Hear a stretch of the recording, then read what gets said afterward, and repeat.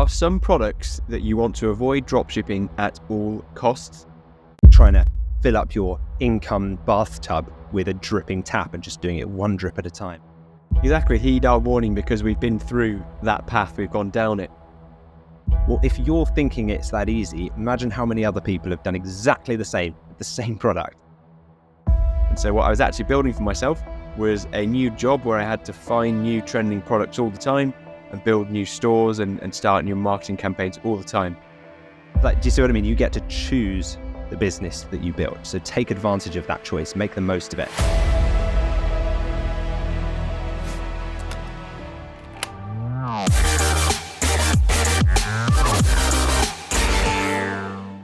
Welcome to the Dropship Unlocked podcast. I'm Lewis Smith, the founder of Dropship Unlocked, and with me is our client success coach, James Eardley.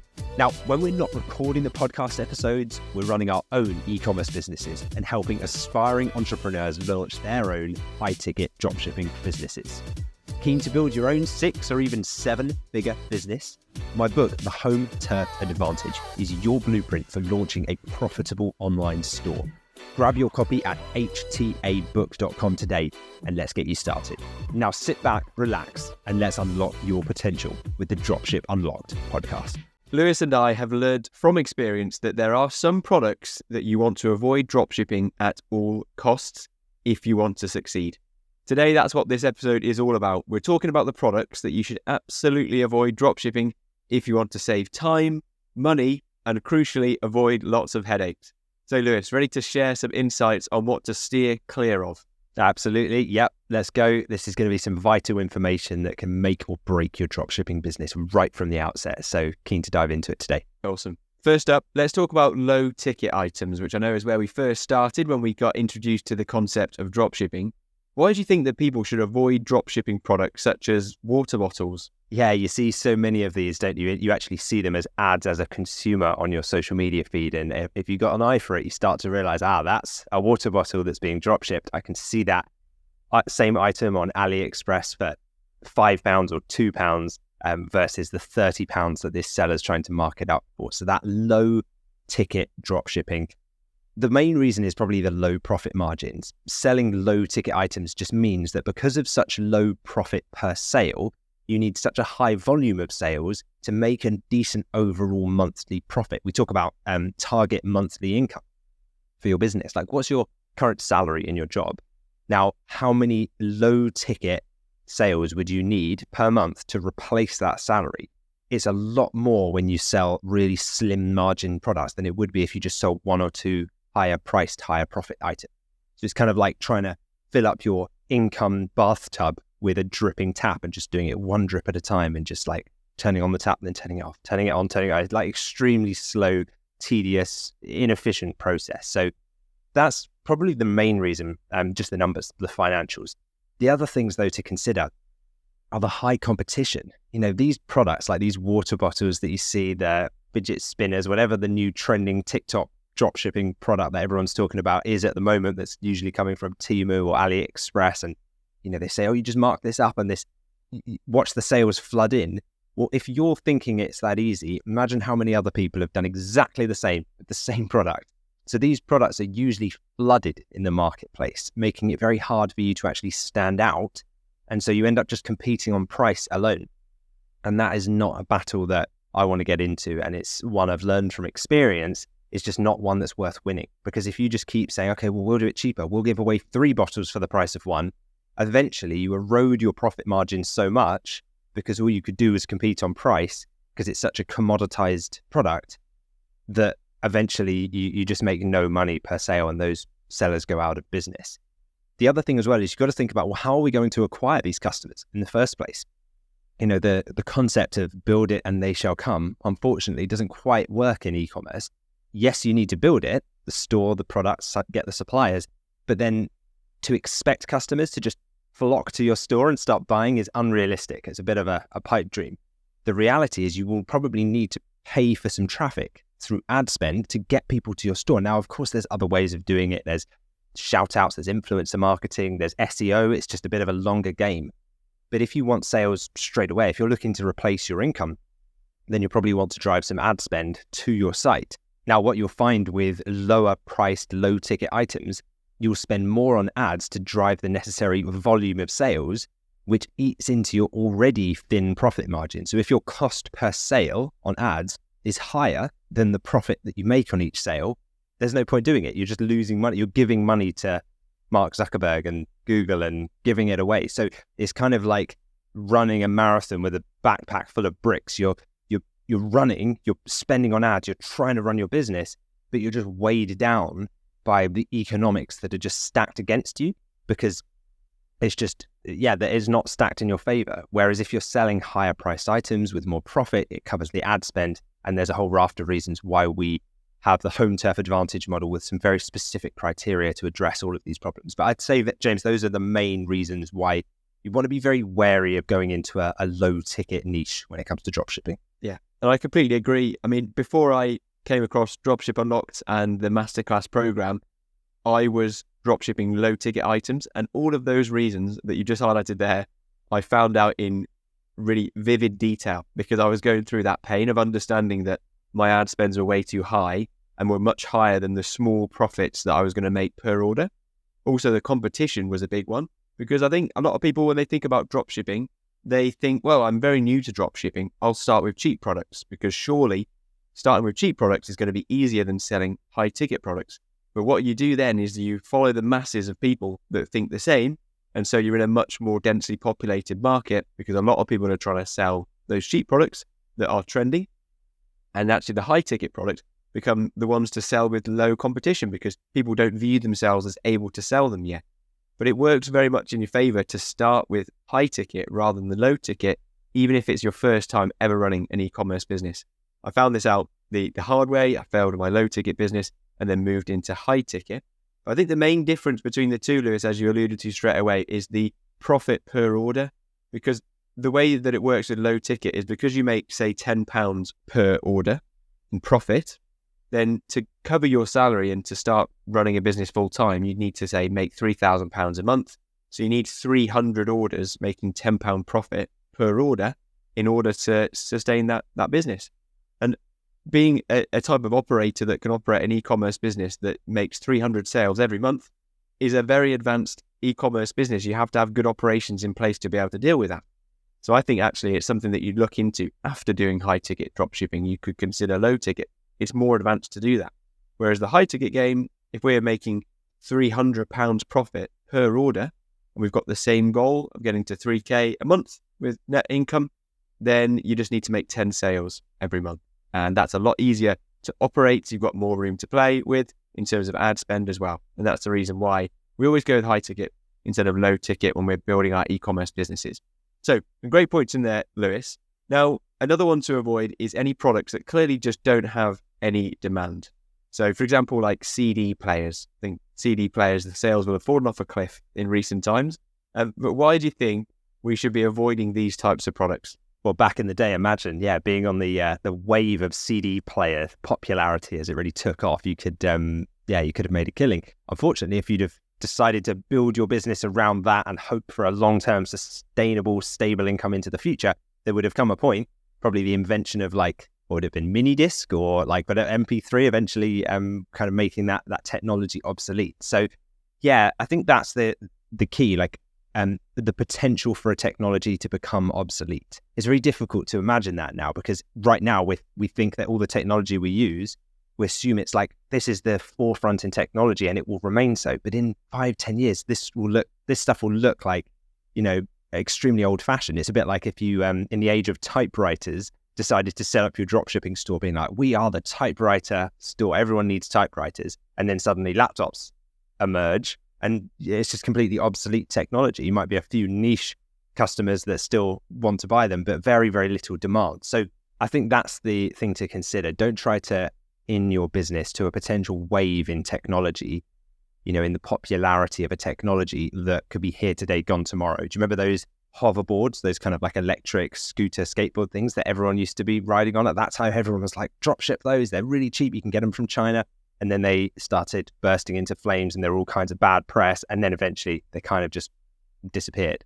And so it's like making sure that you aren't you're not trying to ride a wave that, you think is really popular now, if it's trending on TikTok or any other social platform, the chances are it won't be around for too long. So just be very aware. I'd want to build a business that is based on stable, consistent demand that I know will be around for the long term and not on a flash in the pan trend.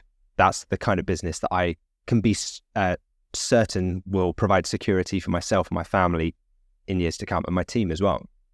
So I think the other thing is, and this, imagine you had purchased loads of CD players or MP3 players or whatever the latest version of that is now, right? Loads of those little mini MP3 players, and you purchased loads of them up front. Now, obviously, that's not the drop shipping model, but imagine you had done, and then suddenly they became obsolete. The amount of stories we hear of people who purchase a container's worth of stock, they put it into a third-party fulfillment center or send it into an Amazon storage center, and then they're just sitting on it, paying storage fee after storage fee because they just can't sell it, and they've tied up all their capital and space as well into a product that has just become obsolete and is no longer popular. And so then they have to liquidate it and sell it at usually cheaper than they even bought it for, to try and just make back a fraction of the money that they lost in it, not to mention all the fees they've paid. So just, I mean, that's if you're bringing items in and paying for it up front. Obviously with drop shipping, you're somewhat protected from that because you don't part with the money until the customer has already paid you. But the thing, even with drop shipping technology, if I said, right, I'm going to drop ship laptops today, you spend so much time and money marketing products that perhaps no one even wants. I mean, I would struggle to sign the big suppliers in a brand dominated niche like laptops. I go and knock on the door of Apple or LG or HP or Panasonic or someone and try and get them to sign up with me as a first-time retailer. Is unlikely. There are so many other niche industries where the suppliers are a lot smaller and a lot more willing to work with us individually. So I don't want to be tying up money, pouring money into ads, hoping that some customers will buy products on my store that are becoming obsolete, that are maybe out of fashion, and just be there trying to generate sales when there's just not enough demand for those products. Exactly, and you can wait a lot of time, as I did, because the conventional wisdom is to go after trending products and try and make quick money. And so my first ever store was called the Hype Store, and I thought I'd try and sell products I could see were selling well right now. But what I didn't do was zoom out and try and look at the bigger picture at what my overall goal was. My overall goal was to have an online income stream that was sustainable and would last for years. Whereas I was building these dropshipping businesses based on products that were going to have a flash in the pan demand and then die right down. And so what I was actually building for myself was a new job where I had to find new trending products all the time and build new stores and start new marketing campaigns all the time.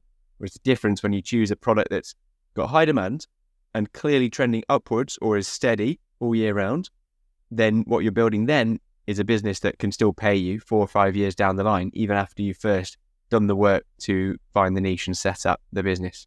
So it makes a lot more sense for the long term. And I guess zooming out and thinking about what it is you really want to achieve really helps to make that decision. Okay, next up, there are some items that absolutely we should avoid because they're actually prohibited. So certain items that either Google Ads policy, Shopify payments policy just won't allow you to sell. I mean, why is it crucial, Lewis, for us to avoid these types of products? Yeah, I think it's obvious why, that like we all know why you shouldn't sell prohibited items, right? Because you will just get shut down by the platforms that you build your store on. But I think the way I view it is that I want my business to be legally extremely boring. I want a lawyer to take one glance at the business and be like, there's nothing there to even consider problematic, because then I know that I can sleep soundly at night for years to come, and I'm not suddenly wondering, oh God, are they going to make the thing that I'm selling illegal in the UK? It's always been quite fringe and it's on the verge of being illegal, but it's not quite. And so I've kind of slipped between the cracks with my business and I think I can make a lot of money, but that level of nerves and anxiety I just don't need that drama in my life or my business. So this is personal opinion, but I believe that selling prohibited items like that eventually lead to legal troubles, potential hefty fines down the line, you're playing with fire. And eventually you do that enough, you will get burned. The other thing is that even if you do scrape through legally and you manage to kind of duck under the radar and keep selling these prohibited items, eventually the platforms you sell on will catch on. Whether that's Google Ads, they'll just ban your account, just shut you down. Whether it's Shopify, who you might process your payments through Shopify payments. They'll just say, sorry, we can't serve you anymore. You're selling prohibited items. Might even shut down your store, ending your business overnight. All that hard work gone, all because you picked a fringe niche that was like on the verge of legality. And you know, people make these cases. They come to us and say, yeah, but what I'm selling is not technically illegal. But, you know, would a bot, not a human, a bot that is sent out to crawl websites to look for potentially prohibited category websites, could it potentially misinterpret what you sell as illegal? Because that's all that needs to happen for you to get banned. So don't worry about arguing it. It's not like Google are going to call you in and sit you in front of a panel and make you put your case forward. It's going to be a robot that crawls it in the middle of the night, and you will wake up to an email saying your account is gone. And that's stressful. I wouldn't wish that on anyone. So don't take the risk. In your control fully. You get to decide. That's the beauty of this. You get to choose. No one's telling you what you have to sell. So if you do sell those prohibited items, those potentially illegal items, you know, it could damage your brand's reputation. It's going to erode customer trust, and you're building your business like a house of cards. One wrong move and the whole thing collapses. Exactly. And you can check out which products are banned by looking at the Shopify policies and Google Ads policy. But it's things like things that promise like medical improvements of health or large claims oftentimes. So obviously there's the drugs, the firearms. Obviously we're not going to try and sell those. But it's just to be careful if you're going to go into products where there's like, it's like fringe things, adult content, things that you don't want to be associated with large health and get rich quick schemes. Those types of things are really frowned on by Google and Shopify. So have a read through, and anything that you consider might be on the fringe, it's probably best to stay well clear of. There's lots of products well above the board that you can sell instead. Okay, the next thing that we are always avoiding and advising people to avoid is products that are sourced abroad, even though this is conventional wisdom for dropshipping, using sites like AliExpress or Temu, and then dropshipping those products into Western countries from the other side of the world. So why is it that we actively discourage people from sourcing products from abroad? Well, the home turf advantage, the clue's in the name. Your advantage is coming from the fact that you operate on your home turf. And by that, we mean your suppliers or your distributors are on the same turf, the same country as your customers. So what that means is because customers today, with the age of Amazon Prime, expect fast delivery. So these long shipping times from overseas, if you're dealing directly with suppliers that are overseas, that can lead to customer dissatisfaction. It leads to high product return rates. Even before the items arrive, they cancel their order, but it's on a boat somewhere half the way from China over to the UK or the US. You can't then return it because you've already paid the supplier for it. The supplier's not going to take it back. And so there's this difficult scenario where you end up just having to refund the customer out of your own pocket. Now, what I'm not saying is that all of the products you sell have to be manufactured and made in the country in which your customers are. I think that's a bit of a stretch. Like often stuff is made outside of where you live. That's just the part of the global economy. But we can protect ourselves and our customers from the delays by working directly with suppliers and distributors who already have those products on shelves in the country that you are selling to your customers in. And what that means is when they order a product, very next day or 1 to 2 working days, the item can be with them, which makes for huge improvements in customer satisfaction. It means easy returns. If a customer ever orders something and then thinks, actually, I don't need that item, I need to return it, they can. And usually the supplier will just say, yeah, if it's unopened and in an as new condition, just send it back and we'll fully refund you the trade price and you can refund the customer the retail price. So to me, that's how business should be. I think when we're trying to play this game of like arbitrage across different countries and we are the end buyer of those products from the supplier, it means that we are the one taking on the risk of what happens in between when it leaves the supplier and us. It's all on us. There's no quality control. It just goes straight from the supplier in China to the customer. And that potentially leads to quality issues. Products from overseas suppliers can have inconsistent quality. And that can lead to complaints from your customers. It leads to refund requests, which can lead to more account problems, rolling reserves, chargebacks, account bans. And so you're kind of rolling the dice. Every time you make a sale, you're putting your faith in this unknown entity, this faceless like supplier that you never really speak to other than through kind of a broken English translated chat, usually on a site like AliExpress or Temu, and just hope that if you put your entire faith in them that your business will pull through. Whereas if you work with a supplier in the UK that you could just pick up the phone to, or jump in the car and go and see, or jump on a train and go and chat to them face to face, it just creates this level of trust. There's accountability. You can rely on them for quality control. And so, those are the reasons why I'd be very aware or very wary of working directly with suppliers based abroad, because there can just be delays. There's additional costs at customs. If we've had it where a customer has ordered an item, then it gets stuck at the border, and then they send through like the request to pay for the customs import duty.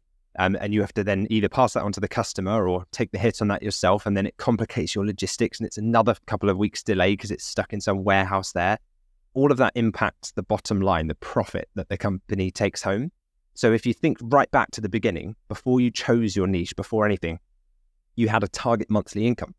The reason you did this business is because you thought, I want to replace the income from my job.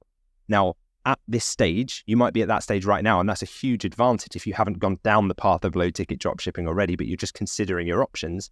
Right now, where you are is great because you get to decide which fork in the road you go down. Do you go down that route, end up experiencing all those problems, and then have this disastrous inbox of email complaints every time you open up your laptop? Or do you kind of reverse engineer it and think, well, actually, I'd like to make £5,000 per month in net profit. Okay, well, I could do that by making 10 sales, of items that are £2,000, £3,000 per item.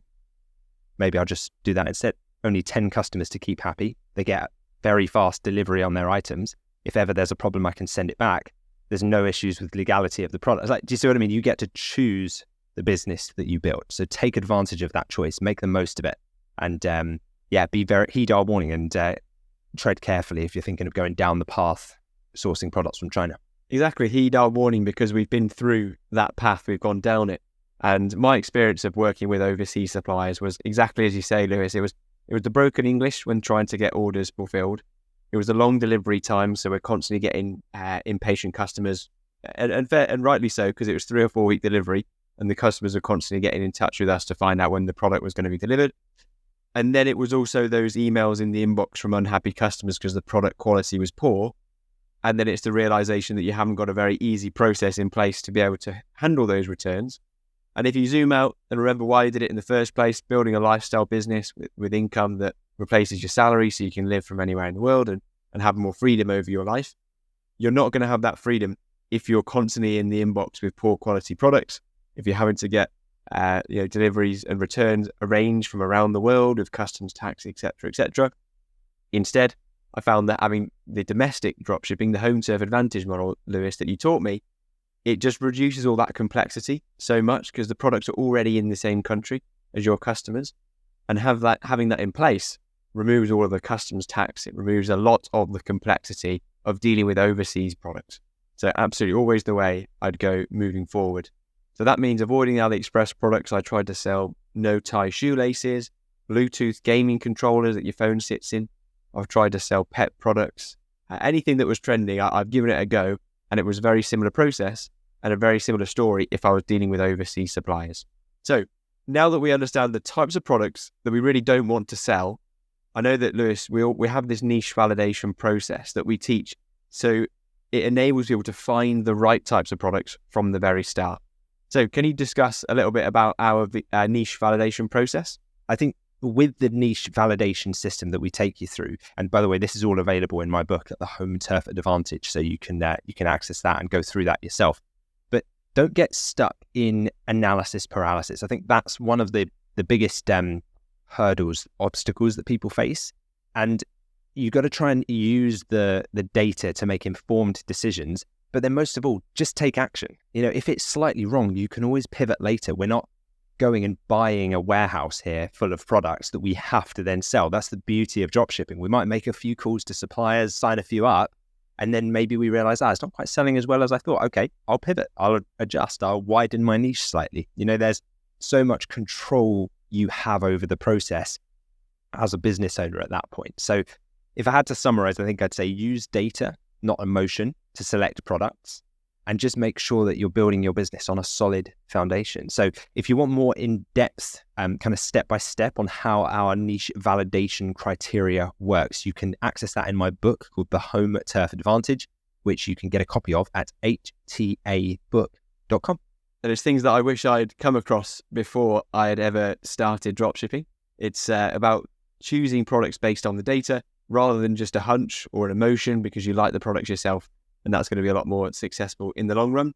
I think there are quite a lot of things that I wish I knew before I started. And I know we've actually done an episode on that subject where, Lewis, you went through, I think, 9 different things that you wish you knew before you started dropshipping. So that's one to check out for you if you're listening to today's episode. That's episode 46 of the Dropship Unlocked podcast. So I think people understand now there's definitely products we should avoid at all costs. And then there are actually thousands of different niches and different products that do fit the criteria and we do want to sell. So I guess any final thoughts from you really, Lewis, for people choosing the right products to sell? Yeah, stay informed, make data-driven decisions, use the validation criteria, don't rely on your gut instinct.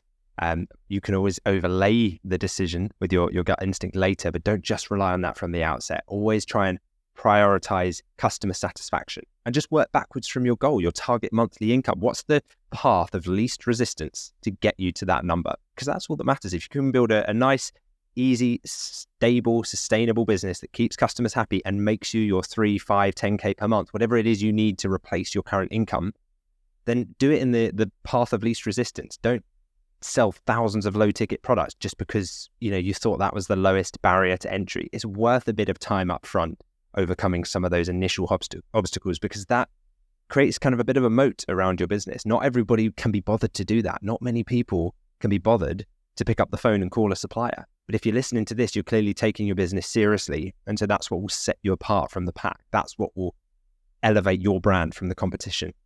Enjoying the podcast? We'd love to hear from you. Leave a comment or a review, and we might just feature it on an upcoming episode. Also, for detailed show notes and resources, head to dropshipunlocked.com/podcast. If you found value from any episode of this podcast, please take just 10 seconds to leave us a quick 5-star review on your podcast app of choice. It helps us more than you could imagine. And who knows, you might just hear your comments on the show. Thanks for being part of our community. Your support helps us keep delivering a new episode every week. Now it's that part of the episode where we're going to answer a question that we've had in from a listener. And remember, if you have a question floating around your mind after listening to today's episode, simply comment beneath the YouTube video version of this episode, and we might just answer it on an upcoming episode. So that's exactly what Paul Haynes has done. So Paul Haynes 7522 on YouTube has asked a question about signing suppliers, which is good, topical on today's episode. So Paul said, quick question on trade shows.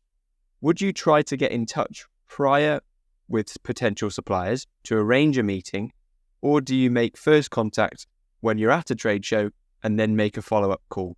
Thank you for your question, Paul. Yeah, it's a really, really good question. And it's very topical, actually, given our discussion today on choosing the right products to dropship as well, because this then naturally leads to, well, okay, I've chosen the products. How do I secure suppliers for those products? So one of the approaches that we recommend is trade shows. Go and see the suppliers, meet them in person, go and shake their hand and, make eye-to-eye contact, show them the face behind the brand. Now, there's not necessarily a need to contact suppliers up front, but there's definitely no harm in it. And I know I certainly have done. Do some research on who will be there, which contacts from which suppliers will be there, and just make a list of which stands you're going to visit when you go there. Try and learn a bit about their products as well and their businesses beforehand. If you can go there and start the conversation with, I was really interested in your new range of X products, it tells them that you've been paying attention, you've been listening, and you're not just kind of winging it on the spot. You are interested in working with them. Also, some other things, you can have some of their competitors' names in mind. If you've already signed some of their competitors or you're talking to some of their competitors, use that in conversation. You can say, oh, actually, we're talking to so-and-so later on, so that should be we're thinking about working with them. You know that these types of things are going to get a little reaction out of them because to them, their competitor probably is the enemy. So they're going to think, oh no, we want you to feature our products in your store, not theirs. So there's these little tactics and techniques you can use. But I think just people make a big deal out of this, but just try and enjoy it. Just go there, enjoy the walking and talking, walk around, experience it, soak it up. There's plenty of people to talk to. So take business cards off them. Take your own business cards and make sure that you can, leave your number and details behind. And then I think follow up with suppliers afterwards. I've often, suppliers can be quite busy at these types of trade shows. So I'll often arrange maybe like a sit down coffee with one supplier at 9 a.m. and then another supplier I'll meet for lunch at 12. And then another one I might have a drink with in the evening at 7 as it's kind of closing down to an end, and make a real day out of it. Because ultimately you're batching what could be months of outreach and trying to get through to the decision maker and trying to do all of the manual over the phone outreach or emails back and forth, stuff getting lost, into one day where you can seal that deal with a drink at the end of the day and just say to them, right, we're done, let's do it. Will you get the product sent over to us tomorrow and we can start marketing your products front and center on the site? And that, I think that really helps. And then it's just following up with suppliers. Like, so many people don't do what they said they were going to do in business. And you'll notice this, like, so many people say, yeah, we'll definitely do that. We'll start that. And then it kind of never happens. The way to differentiate yourself as like the top 1% in business is just do what you said you were going to do. So if you agree something with a supplier, make sure you actually follow up and do it. And they'll almost be surprised that, like, oh, you're actually serious and you did what you said. You sent the follow-up email. You've called me 3 times to actually get the trade account form signed and to get the products, images and everything uploaded. So I think that's the tip. Yeah, make the most of it. Do your research, go there, enjoy it, and I'm sure you'll sign plenty of suppliers. Yeah, a great question, Paul. And I completely agree. Trade shows are like gold dust where you get all your suppliers in one place. So not essential, but they can be incredibly valuable days out. Okay, now it's time to highlight a recent review that we've had for the podcast as well. So you can either leave your review on the podcast platform that you're listening on at the moment, or as a comment beneath the YouTube video version of the episode. And that's exactly what Discover with Nasir has done. So I can tell that Nasir's comment was left underneath a YouTube video because it's all about a tutorial that Lewis has created. And it's a series on the Dropship Unlocked YouTube channel where Lewis built a brand new dropshipping business from scratch. So Nasir commented beneath that video to say, "Hi Lewis, that is a wonderful tutorial to walk through with. Thank you so much for that." Thank you so much for your review, Nasir. Really, really glad to hear that you've been enjoying the YouTube videos and the series where, I built a store from scratch. So if you haven't seen that, then check it out. We can link that one in the show notes maybe. As we wrap up this episode today, if this episode or discussion today has helped you in any way, would you consider sharing it with someone who might also benefit from it? Perhaps you know someone in your network or your family or a friend who's mentioned that they'd like to have their own online business. Your recommendation could help us grow our community, but also continue delivering valuable content to you as well. So a quick share to someone could make a big difference. Thanks for joining us on this episode of the Dropship Unlocked podcast. We hope you're walking away with insights and inspiration. To kickstart your e-commerce journey, grab a copy of my book, The Home Turf Advantage, at htabook.com. It's a distilled guide based on real experience to help you build your e-commerce venture. Don't forget to hit the subscribe button for more strategies and success stories. And if you like what you heard, a 5-star review would mean the world to us, and you might just get a shout out on an upcoming episode. And finally, thank you for deciding to spend your time with us today. We can't wait to bring you more insights on the next episode of the Dropship Unlocked podcast.